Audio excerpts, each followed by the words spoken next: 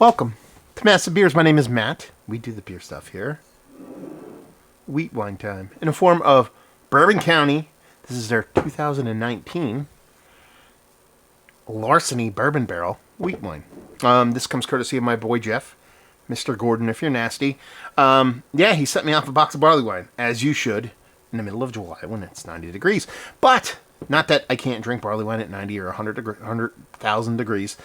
It's one of the cooler weekends we've had this summer. Like, it's been brutally hot, and we're probably sitting right now in the low 70s here.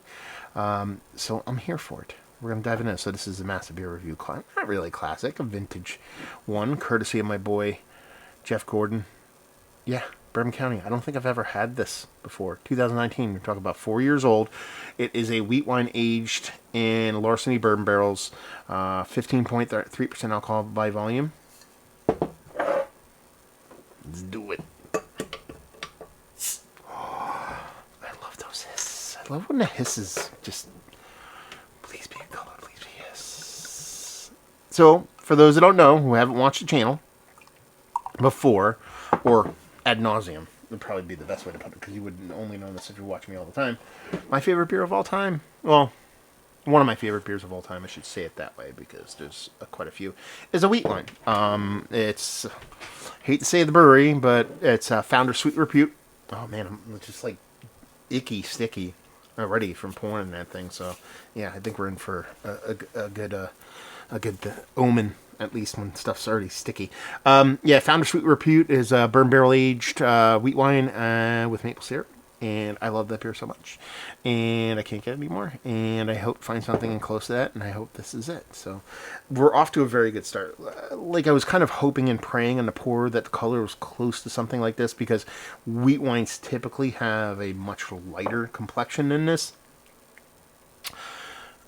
But when they age, the ones that I've had that have really done me really, really proper, and there's been some great ones, like I said, that Sweet Repute. There's a Two Brothers at the Chicago wheat wine that really, really blew my doors off. A couple of them, when they get to this coloration, once they have a little bit of time on it, a little bit of oxidation sets in, a little bit of barrel aging, and just a little, that magic of time kind of takes place. This is where I typically want them to look as far as coloration. So super excited about that. And what is it? It looks exactly like what you would call iced tea. Like if you're going to make powdered iced tea, and you put a little bit extra in there, so it's a little extra sweet. That's kind of the color.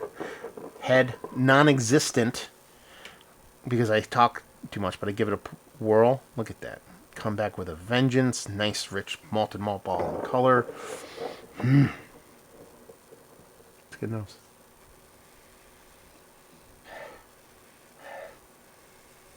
Man, it is the wheat wines of wheat wine. So when I'm sitting here talking about wheat wine, barrel-aged wheat wine, in general, what am I looking for? Because when I talk about barley wine or old ales that are aging, I'm looking for sugar daddies. That's kind of sugar daddy to raisinets. It's kind of like my hope. When it ages to sugar daddy, we're on point, and once you give it enough time, if it gets to raisinets, then you're just winning. Wheat wines tend to be a little bit more kind of, I want to call more lighter. I liken them to like a milk or a white chocolate raisinette, or not as caramelly of a sugar daddy. They have this soft kind of confectionery vanilla-like tone to them typically when they have a bit of age on it. And this one's definitely on par with that. But when you add that Larceny bourbon barrel to it, I think it ends up bringing a little bit more vanilla to the game. So it's a little bit more vanilla and vanilla and vanilla without being overtly sweet.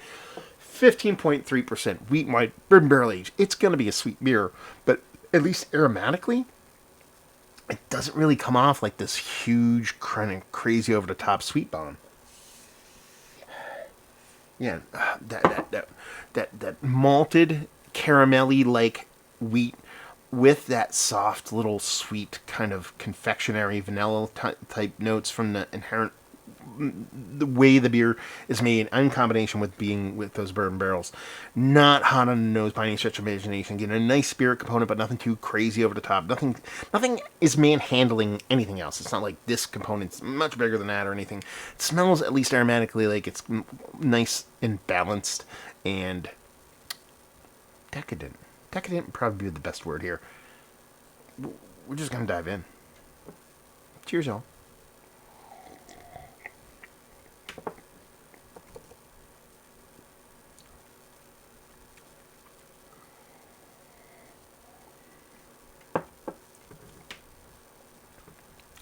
I like that.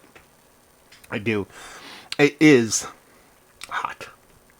Even with the time on it, didn't really lead me down that path aromatically. But drinking it, you know you're drinking something that's high ABV. There's a little bit of an acetone blow off. There's a little bit of heat and a little bit of ethanol-y kind of thing in the back of your throat. I'm totally fine with that. 15.3%. I want a little bit of kind of smack to the face. Hey, you're drinking something huge and you're getting it here. I don't think it detracts from the beer itself. I think the first sip is just because the nose didn't lead you down that path like it's going to be fusel, but it definitely has this kind of aggressiveness to it. But with subsequent sips, now that you've acclimated to that, it really starts to open up. And it's really kind of true to the nose in that aspect, because it is this kind of this caramelized wheat malt with this beautiful kind of multi-tonal vanilla thing. Stops short of being marshmallowy, starts short of being fluffy. It's still vanilla-like, but it's definitely got that little bit of confectionery in it to the vanilla. You're getting it from the inherent wheat wine age process, and you're also getting it from the barrel of the beer. Soft little oak tannins, nothing too crazy, helps dry it out a little bit. Nothing as far as a big barrel char or anything like that, or even any kind of chocolate. It is very blondie, very white chocolatey. Again, I keep going back to that kind of reference. Very much like if you were to make a white chocolate sugar daddy, that's kind of where this is landing. So if you think about it in that way, it's kind of following parallel what I really do like with barley wines, just in a wheat wine aspect. But in the grand scheme of things, I think I would like this with a little bit more time on it, to be perfectly honest with you. You know, give this another 3 to 5 years. Get it pushing this, 10-year mark. I think it turns into something absolutely 100% beautiful. I'm not trying to dismiss it right now. I think it's actually a very, very, very tasty beer. I think it's very wheat wine on the nose. You know, a lot of wheat wines can be a little bit weird. This is exactly what I'm looking like for flavor profile when it comes to wheat wine, and it's definitely pulling no punches and giving you exactly what a wheat wine should be. The spirit barrel's there, or the spirit's there, with a little bit of that vanilla and oakiness from the barrel. Nothing too big cherry wise. I just think with how it is a little bit aggressive on the booze end of things, and I think there is a little bit of growth to be done with the age, with this beer kind of maturing into something maybe a little bit more kind of richer and fuller, because that's the only knock if I'm going to give it something that comes off a little bit thin, and I hesitate to say that because wheat wine's not known for being this ultra full mouthfeel. Not that barley wines are, but it's just a little bit thinner than where I wanted to be. Again, we're talking nitpicks at this point. But in the grand scheme of things, a very, very tasty beer. And a very interesting beer. You know, Goose Island beers like this, they can be had, well into age. Here in the tri-state area, New York, New Jersey, Pennsylvania. So when I say I want to have this in another 5 years, if someone as gracious as Jeff would send another one off in 5 years, that's great, but it's within the realm of possibility I could find something like this on the shelf in New Jersey, and gosh darn it, I kind of want to. I kind of want to find one. I'm not going to say find one and age it for another 5 years, because I can't help myself. I would get it and be like, I'm going to save this for 5 years, and 3 months down the line I'd be like, I think I'm going to open this. So hopefully down the line, 4 or 5 years from now, I get another one of these, whether it be by my own accord or someone else's. I was going to say charity. I don't think it's called charity. What's the word I'm looking for? I'm at a loss for words. Who would have thought it? Awesomeness. Let's put it that way.